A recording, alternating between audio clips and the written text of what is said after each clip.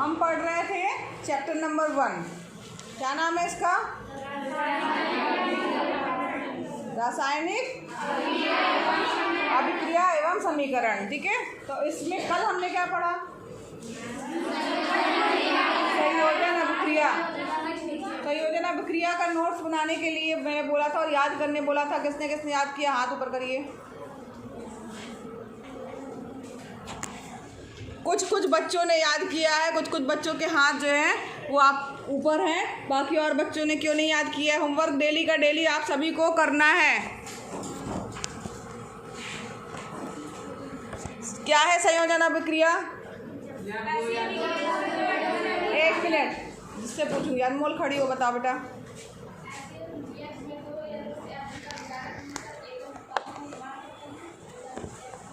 सही बता रही है ये? जब दो या दो से अधिक अभिकारक जो है मिल करके एकल उत्पाद का निर्माण करते हैं, ऐसी अभिक्रिया क्या कहलाती है? संयोजन अभिक्रिया कहलाती है। संयोजन का मतलब ही होता है जुड़ना, यानी कि दो चीज़ें जो हैं आपस में क्या हो रही हैं? जुड़ रही हैं। अब इस जुड़ने की प्रक्रिया में जो है एक चीज़ हमने और पढ़ा था, जो इसमें एक क्वेश्चन और बन के आ रहा है। संयोजन अभिक्रिया तो आ ही रहा है, एक चीज़ क्वेश्चन और हमने पढ़ा था, ऊष्माक्षेपी अभिक्रिया, है ना? तो ऊष्माक्षेपी अभिक्रिया कौन बताएगा? भावना बताओ।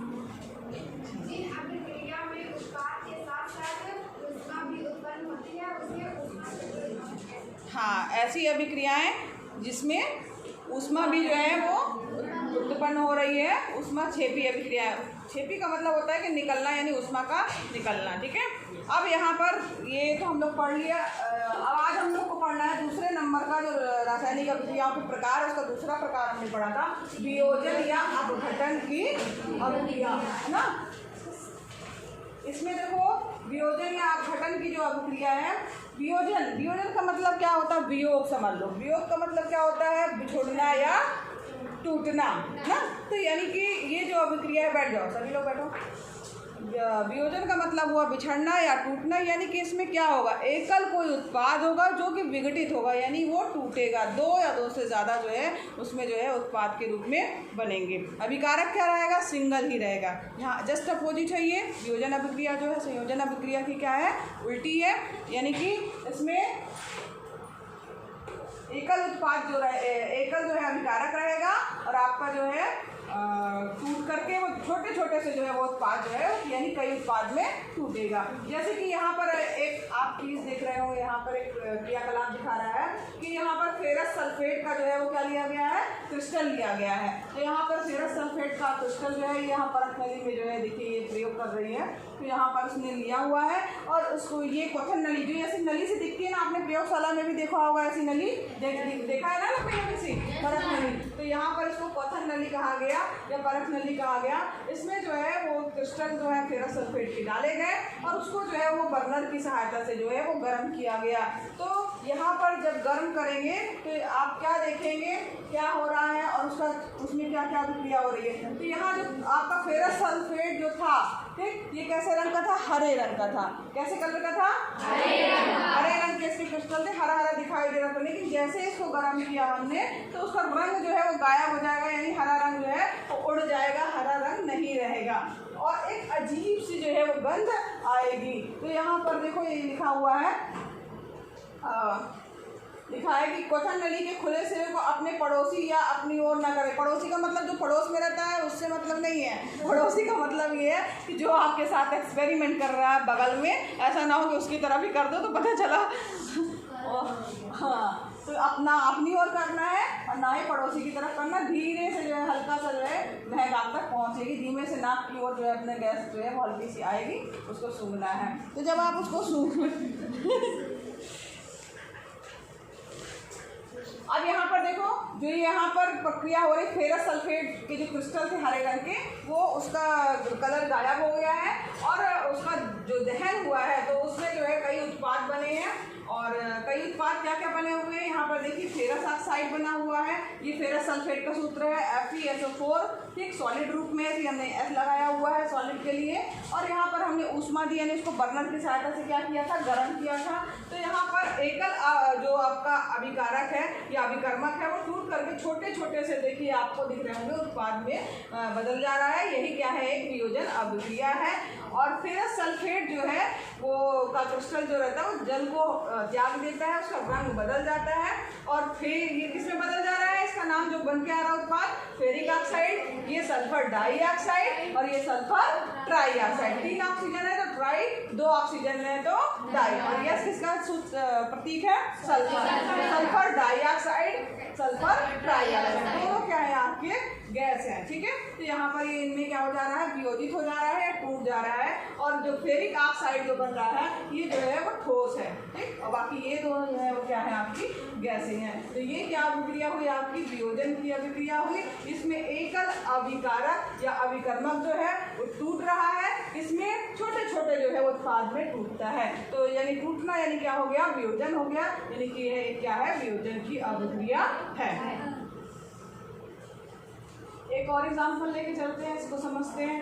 तो यहाँ पर देखिए एक और हमने लिया चूना पत्थर। चूना पत्थर मतलब समझ लो ये जो संगमरमर वाला पत्थर आता है ना, वो भी ये समझ लीजिए वही फार्मूला है CaCO3।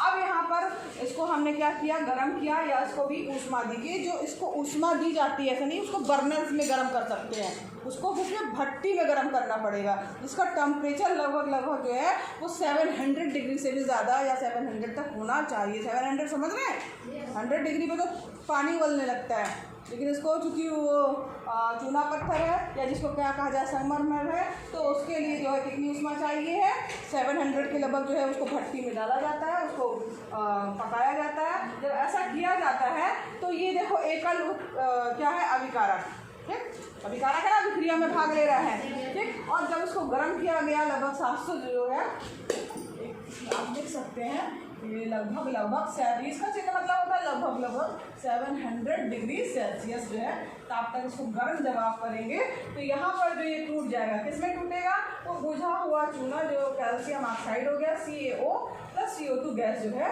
वो निकल जाएगी, ठीक। तो यहाँ पर देखो वियोजित हो गया ये, और इसका उपयोग जो होता है वो विभिन्न उद्योगों में होता है। इसे कैल्शियम जो ऑक्साइड जो बन रहा है इसको चूना कहा जाता है, या बिना बुझा हुआ बुझा हुआ चूना कहा जाता है, ठीक है।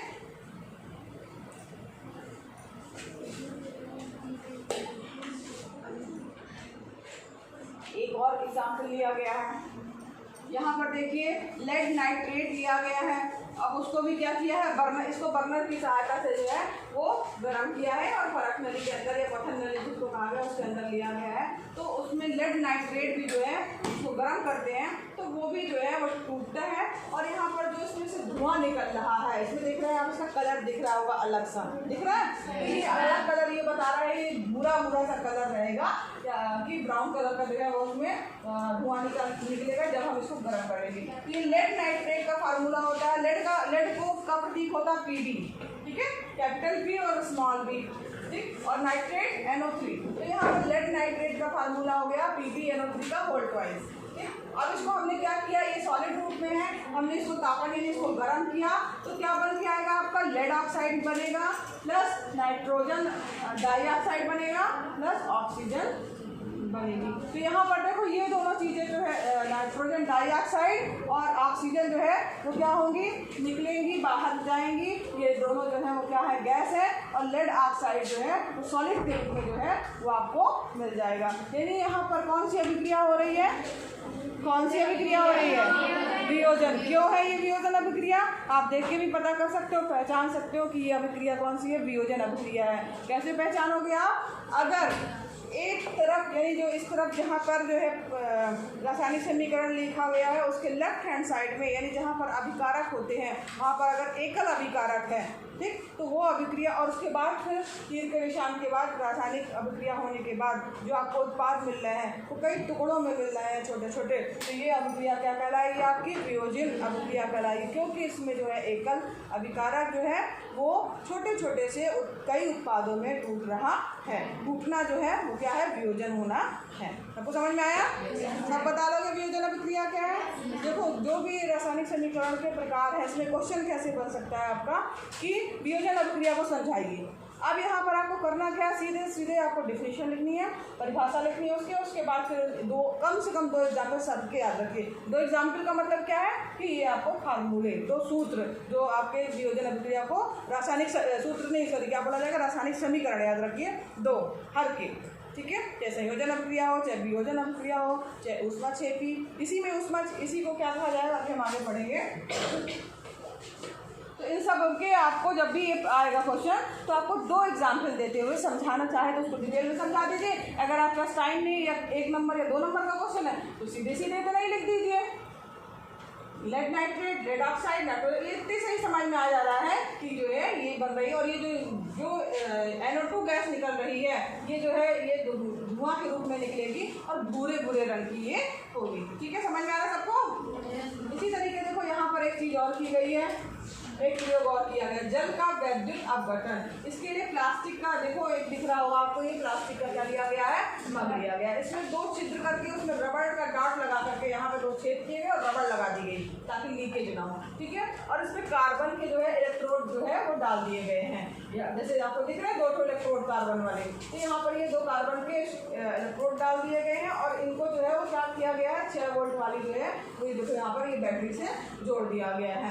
अब इसमें जो है क्या करेंगे? पानी डालेंगे, इतना कर दिए, 2 कार्बन की क्या हमने लगा दिए? इलेक्ट्रोड लगा दिए, मग था प्लास्टिक का, छेद किया, रबर कॉक लगाया, उसमें 2 इलेक्ट्रोड लगाए और उसको कितने 6 वोल्ट की बैटरी से जोड़ दिया। अब उसमें जो है पानी इतना हम डालेंगे कि जो ये इसके इलेक्ट्रोड है वो उसके अंदर डूब जाए, ठीक। ये जो ये लगा हुआ है कार्बन का राड, इसमें को ग्रेफाइट राड भी बोला जाता है। ग्रेफाइट कैसे कलर का होता है पता है? पेंसिल की जो नोक होती है ना वो ग्रेफाइट की बनी होती है। तो ये देखो ये इसमें डाल दिया गया, उसमें पानी भर दिया गया जल भी। अब इसके बाद क्या करना है आपको? जो ये पानी भरा है, हाँ बेटा, अब यहाँ पर देखो क्या हो रहा है कि इसमें जो है जो पानी था उसमें सल्फ्यूरिक अम्ल की हमने कुछ बूंदें डाल दी। अब यहाँ पर होगा क्या? जल से भरे दोनों परत नलियों को दोनों कार्बन इलेक्ट्रोडों के ऊपर उल्टा करके रख दिया, यानी 2 परत नलियों को हमने क्या कर दिया? उल्टा करके रख दिया। ये देखो यहाँ पर दिख रही है, ये काले कलर की तो हमें वो रॉड दिख रही है और उसके ऊपर परत नली जो है उल्टी करके दिख रही है कि हाँ उल्टी उसके ऊपर ठग दी हमने। अब उसमें होगा क्या? इसमें जो है विद्युत धारा जो है, चूँकि यहाँ पे बैटरी लगी हुई तो विद्युत धारा का प्रवाह होगा और थोड़ी देर के लिए हमने उसको छोड़ दिया। तो जब आप देखेंगे कि कैसे पता चलेगा कि कोई धारा प्रवाहित हो रही है या कोई क्रिया हो रही है, इसमें बुलबुले उठना चालू हो जाएंगे, इसमें भी और इसमें भी, दोनों ही परत नलियों में क्या होगा? बुलबुले उठना चालू हो जाएंगे। तो यहाँ पर जो है इन दोनों इलेक्ट्रोडों पर जो बुलबुले होंगे उसको जो है आप जब देखेंगे ना तो इसमें इसका मतलब है बुलबुले उठ रहे हैं, मतलब कोई ना कोई गैस निकल रही है, ठीक। अब जो ये गैस निकल रही है वो कौन सी गैस है? उनका क्या आयतन है?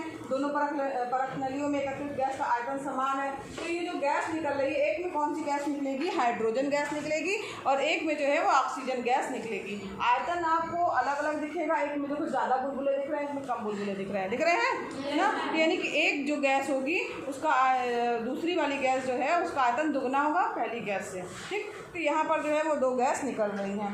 इसी तरीके से इसमें और एक दिए गए हैं कि आपको समझाने के लिए दिया गया है कि चाइना डिश जो हमने एक्सपेरिमेंट किया था ना उसमें जब वो वॉश ग्लास टाइप का था, उसी टाइप की एक वाइट कलर की एक चाइना डिश होती है, यानी कांच का बर्तन टाइप का होता है। उसमें 2 ग्राम हमने सिल्वर क्लोराइड को लिया है और उसको जो है सिल्वर क्लोराइड को जो है सूर्य के प्रकाश में हमने रखा देखा ना, तो उसमें देखेंगे कि सूर्य का प्रकाश जो है कि श्वेत रंग का सिल्वर क्लोराइड जो था वो धूप पे रखने के कारण कैसा हो गया? धूसर रंग का हो जाता है।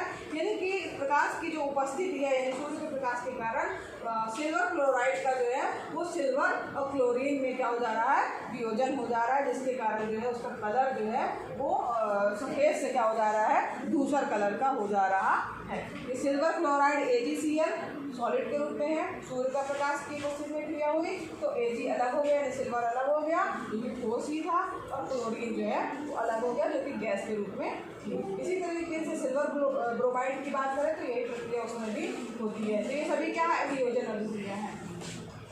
यहाँ ध्यान दो, वियोजन अभिक्रिया में अभिकारकों को तोड़ने के लिए ऊष्मा, प्रकाश या विद्युत ऊर्जा की आवश्यकता होती है। यानी कि अगर कुछ चीज़ टूट रही है कब टूटेगी, जब उसमें कुछ ना कुछ उसके साथ किया जाएगा या प्रेशर लगाया जाएगा। तो उसका मतलब है अब प्रेशर कैसे कर सकते हैं, उसमें ऐसा था नहीं कि दबाएंगे उसको, उसमें तो कुछ ना कुछ उसको गर्म करेंगे, ऊष्मा देंगे या प्रकाश देंगे या तो फिर विद्युत ऊर्जा प्रवाहित की जाएगी। यानी तोड़ने के लिए ऊष्मा, प्रकाश या विद्युत ऊर्जा की आवश्यकता होती है। और यहाँ ध्यान दीजिए इसमें हो क्या रहा है, यानी इसकी जरूरत पड़ रही है। जरूरत पड़ रही का मतलब हुआ कि ऊर्जा क्या हो रही है, अवशोषित हो रही है। ठीक है, तो ये ऐसी अभिक्रियाएं जिनमें जो है ऊर्जा अवशोषित होती है, ऊष्माशोषी अभिक्रियाएं जो है वो कहलाती हैं। तो ऊष्माशोषी अभिक्रिया जो है समझ में आ गया आपको, ऊर्जा शोषी यानी अवशोषित हो रही है। क्यों हो रही है, क्योंकि इनको अभिकारकों को तोड़ने के लिए ऊष्मा, प्रकाश, विद्युत ऊर्जा की आवश्यकता होती है। तो ये सारी अभिक्रियाएं क्या है, ऊष्माशोषी अभिक्रियाएं